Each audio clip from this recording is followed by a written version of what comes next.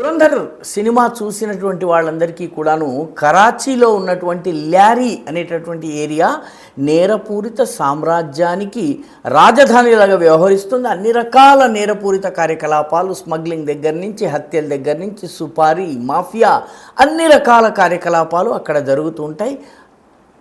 అది ఎంత భయంకరమైనటువంటి చోటో సినిమా చూసిన వాళ్ళకి అర్థమవుతుంది.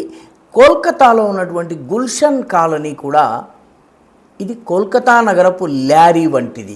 మాదక ద్రవ్యాల వ్యాపారము, అక్రమ ఆయుధాలు, విదేశీ చొరబాటుదారులకు రకరకాల ఆధార పత్రాలు తయారు చేయించి ఇవ్వడము, వాళ్ళ పేర్లు ఓటర్ల జాబితాలో ఎక్కించడము, హత్యలకు పాల్పడము, చుట్టుపక్కల ఉన్నటువంటి ప్రజలను భయపెట్టడము, బెదిరించటము, అక్రమ వసూళ్లు చేయటము, ఇదంతా కూడాను తృణమూల్ కాంగ్రెస్ నాయకుల ఆశీర్వాదంతో నడుస్తోంది. అలాంటి గుల్షన్ కాలనీ మీద బహుశా దాని చరిత్రలో మొట్టమొదటిసారి ఎన్ఐఏ రైడ్ చేసింది.